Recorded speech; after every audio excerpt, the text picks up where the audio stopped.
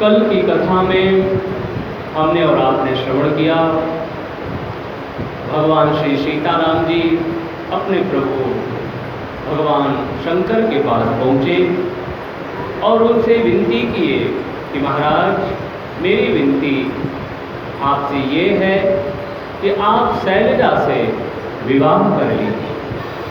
भगवान शंकर ने भगवान राम की इस बात को शिरोधार्य किया और भगवान शंकर ने कहा गुरु पिता माता की बात को, स्वामी की बात को बिना विचारे ही, बिना कुछ सोचे समझे उनकी बात को शिरोधार्य करना चाहिए। आपकी सभी बातों को मैं शिरोधार्य करता हूँ। और ऐसा कह करके भगवान शंकर ने भगवान राम को प्रणाम किया और भगवान राम ने भगवान शिव को प्रणाम किया। भगवान नारायण अंतर्धान हुए, भगवान महादेव के पास सप्तऋषिगण पहुँचे। जैसे ही सप्तऋषिगण पहुँचे, भगवान शंकर ने सप्तऋषिगणों को कहा आप लोग जा करके पार्वती के प्रेम की परीक्षा लीजिए। ब्रह्मा जी ने पार्वती माता के तप की सफलता के बारे में आकाशवाणी के माध्यम से बता चुके हैं कि आपका तप सफल हुआ। अब आपको भगवान शंकर जरूर मिलेंगे। लेकिन जरा देखिए भक्ति की कसौटी, प्रेम की कसौटी कितनी अद्भुत है। भगवान शंकर कहते हैं सप्तऋषिगणों को कि भगवान आप लोग जाकर के पार्वती की एक बार प्रेम की परीक्षा लीजिए। पार्वती बहि जाय तुम प्रेम परीक्षा लेहु, गिरिहि प्रेरि पठेहु भवन, दूरी करेहु संदेहु। और इसके साथ साथ भगवान शिव शंकर ने ये भी कहा कि पर्वतराज हिमान के पास जाना और उनको कहना कि आपकी बिटिया का तप सफल हो गया। जाइए अपनी बिटिया को सादर आदर प्रेम पूर्वक आप अपने घर पर लिवा लाइए। इस प्रकार की बातें भगवान महादेव ने सप्तऋषिगणों को कहा है।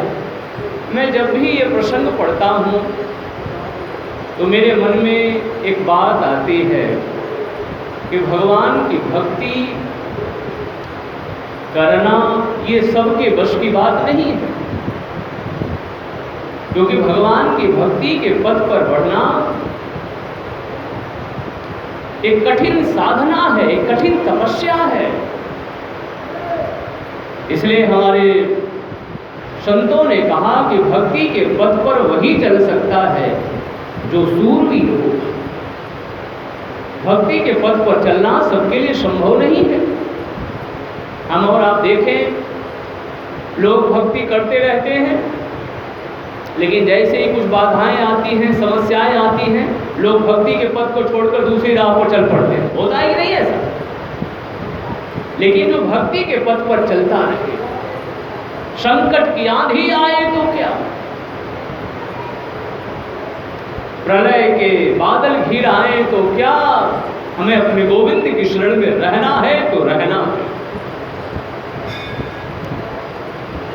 यही प्रेम का पुष्ट होना, यही भक्ति का पुष्ट होना, यही भगवान के प्रति मजबूत भक्ति है।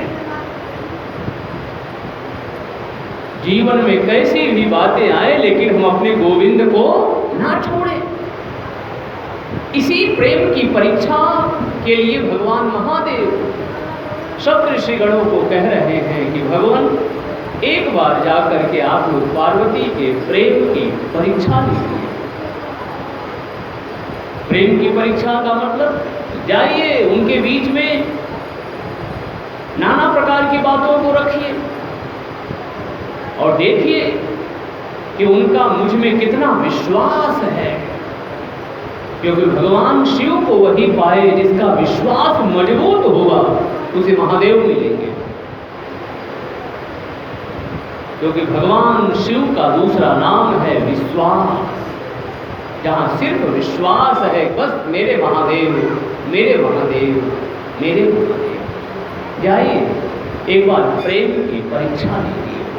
मुझे लगता है कि भक्तों की कितनी परीक्षाएं हो, कितनी परीक्षाएं, लेकिन धन्य है ऐसे भक्त, उनके चरणों में मेरा बारंबार प्रणाम स्वीकार हो कि वही बातें, कितने भी संकट आते हैं लेकिन वो अपने नारायण को, अपने गोविंद को, अपने महादेव को छोड़ने वाले नहीं हैं। वो कहते हैं कुछ भी हो जाए लेकिन हम अपने भगवान को नहीं छोड़ेंगे, बस मेरे ठाकुर, मेरे प्रभु। मुझे इस प्रसंग में एक बड़ी सुंदर कथा की स्मृति हो रही है, भक्तराज प्रहलाद की कथा है। भक्तराज प्रहलाद को हम सभी जानते हैं, भगवान नारायण के भक्त थे। उनके जीवन में हिरण्यकश्यप ने एक नहीं, दो नहीं, बल्कि कई संकट खड़े किए, लेकिन कभी भी भक्तराज प्रहलाद ने नारायण को नहीं छोड़ा। वो हमेशा नारायण नारायण की धुनी रमाए रहे। और भगवान की कृपा देखिए कि कितने भी संकट बरपाए हिरण्यकश्यप ने, लेकिन भक्तराज प्रहलाद का बाल भी बांका वो न कर पाया। बोलिए विष्णु भगवान की जय, लक्ष्मी मैया की। इसीलिए हमारे शास्त्रों ने कहा है, जागो राखे साइया, मार सके ना कोई, बालन बांका कर सके, जो जग बैरी हो। जिसके ऊपर कृपा भगवान की है, उसका बाल भी कोई बांका नहीं कर सकता। मारने की बात तो बहुत बहुत बहुत दूर की है, उसका एक बाल भी कोई काट नहीं सकता, तोड़ नहीं सकता। तो ऐसे ही बातें हमारे भक्तराज प्रहलाद जी के जीवन में थी, और ऐसे ही बातें बहुत सारे भक्त हुए, मयूर ध्वज हुए, भक्त नामदेव हुए, अनेकानेक भक्त, कबीर साहब, भक्त रैदास, अधिकांश एक से बढ़कर एक भक्त हुए। उनके जीवन में कई बाधाएं आई, लेकिन वो भक्त भी क्या भक्त हुआ जो बाधाओं से डर जाए। इन मुश्किलों से कह दो कि मेरा परमात्मा तुमसे कई गुना बड़ा है, मेरा गोविंद तुमसे कई गुना बड़ा है, तुम्हारी क्या हस्ती है साहब। तो भक्तराज प्रहलाद के जीवन में एक बड़ा कठिन दौर आया। हिरण्यकश्यप को मारते मारते मारते थक गया, लेकिन मार न पाया। यही मेरे प्रभु की महिमा है, यही मेरे प्रभु की महिमा है। अंत में वो घबरा गया, मैं क्या करूं, ये छोटा सा बालक मेरे ऊपर भारी पड़ रहा है और मैं इसको मार नहीं पा रहा हूं, मैं क्या करूं। ऐसा संतों का चिंतन और मंथन है कि हिरण्यकश्यप के मंत्रियों ने कहा, महाराज हम जानते हैं कि प्रहलाद की मृत्यु क्यों नहीं हो रही। हिरण्यकश्यप ने पूछा, प्रहलाद की मृत्यु क्यों नहीं हो रही। बोले, ये जो महारानी है इनके कारण। बोले, महारानी, महारानी के कारण। बोले, हाँ महाराज। बोले, महारानी ने आखिर ऐसा क्या किया है। बोले, महाराज जब आप लोगों को कहते हैं, सिपाहियों को कहते हैं ले जाओ इसे पहाड़ पर से गिरा दो, तो महारानी पीछे से उन लोगों को कुछ धन दे देती और कहती है नहीं नहीं ये धन ले लो, मेरे लाला को गिराना मत, मेरे पहाड़ पर से मत गिराना। और फिर वो उसे पहाड़ से नहीं गिराते। अच्छा, ये इसकी करतूत है, तो ठीक है, हलाहल जहर मंगाया जाए। वैद्यराज जी को आदेश दिया गया। वैद्यराज जी एक ऐसा हलाहल जहर लेकर के आए कि जिसकी सुगंध मात्र से, पीने की बात तो दूर, जिसकी सुगंध अगर नाक में चली जाए तो व्यक्ति का प्राणांत हो जाए, ऐसा कालकूट जहर था। लेकिन उस हिरण्यकश्यप की निर्दयता इतनी बढ़ गई, उसने कयाधु महारानी को भी बुलाया, क्योंकि क्रोध में वो तपा हुआ, उसे बात को कुछ समझ में नहीं आ रही। महारानी कयाधु भी उपस्थित हुई दरबार में, पूरा दरबार खचाखच भरा हुआ। हिरण्यकश्यप का ऊंचा सिंहासन लगा है, भक्तराज प्रहलाद बैठे हैं अपनी माँ के बगल में, वैद्यराज जी हलाहल जहर लेकर के बैठे। अब हिरण्यकश्यप पूरे दरबार में महारानी कयाधु से कहता है, कयाधु इस हलाहल जहर को अपने बेटे को पिलाओ। हम और आप सभी जानते हैं, माँ तो माँ है साहब, माँ को कौन गा पाया है। माँ कयाधु कहती है, जिन हाथों से मैंने अपने लाला का पालन पोषण किया, उन हाथों से मैं अपने लाला को जहर पिलाऊं? कभी नहीं, कभी नहीं, कभी नहीं। ऐसा कहते रोते हुए वो पठार खा करके बेहोश होकर वो इसी दरबार में गिर पड़ी।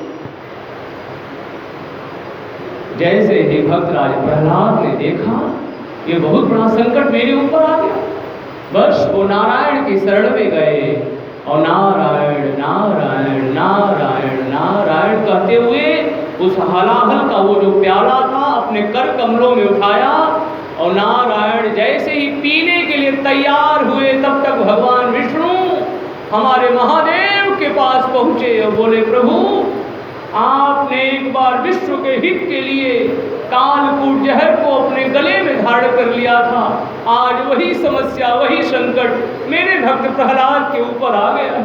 जाइए जाइए और उसके कंठ में सवार होकर के उसके माध्यम से आप जहर पी लीजिए। जैसे ये शब्द समाप्त हुआ, भगवान शिव शंकर ने भगवान नारायण को प्रणाम किया और जा करके भक्तराज प्रहलाद के कंठ में विराजमान हो गए। और इधर पी रहे थे प्रहलाद, लेकिन उधर पी रहे थे हमारे महादेव। बोलिए गौरी शंकर भगवान की, भक्त और भगवान की।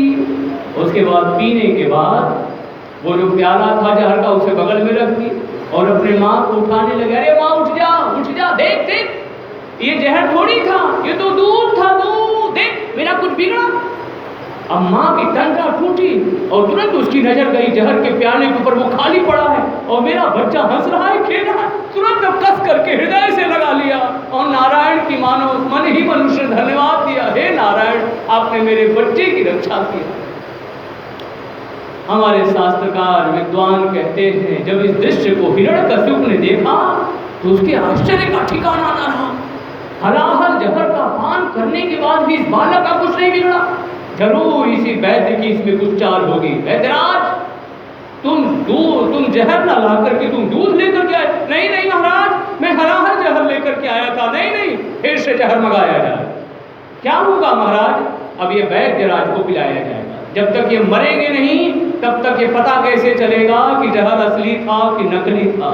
वैद्यराज सोचने लगे, देखो मैंने भक्त के ऊपर ये संकट डालने का प्रयास किया और वही संकट मेरे ऊपर आ गया।